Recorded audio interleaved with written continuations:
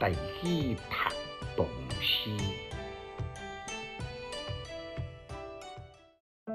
别蓬太尉墓，作者杜甫。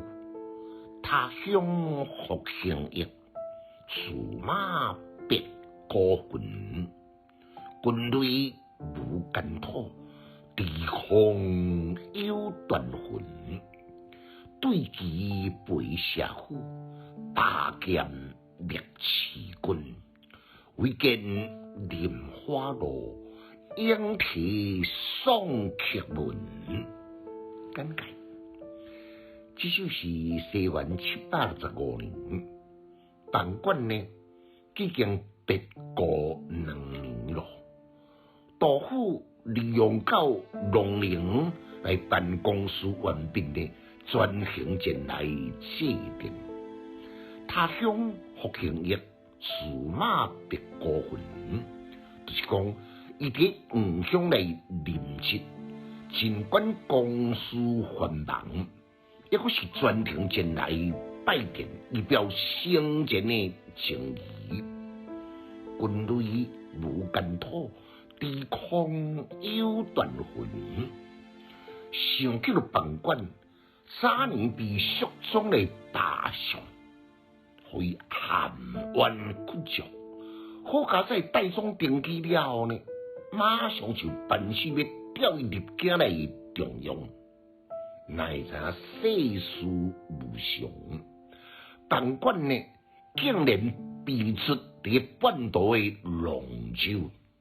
虽然朝廷对方为之太尉的荣耀，然过呢，我也是为伊不平，为伊不赦，好声痛哭，泪如泉涌，来淋湿无情的大土，连低空的断魂呢，也唔忍来离去。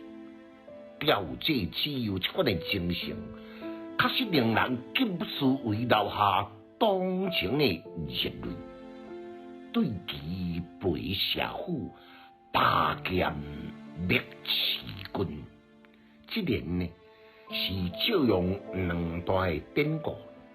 头一句呢是赞扬办馆处处的笃定儒雅文采，未输早时的社案。后一句呢对照说话的典故，将家己比如是贤良的贵子。知影雌军爱到心上的背剑，这是要赶来征上的时阵，雌军已经亡国了，所以叹息不已，将伊的背剑呢挂伫无情的树仔尾顶，以受敌音。唯见莲花落，莺啼送客门。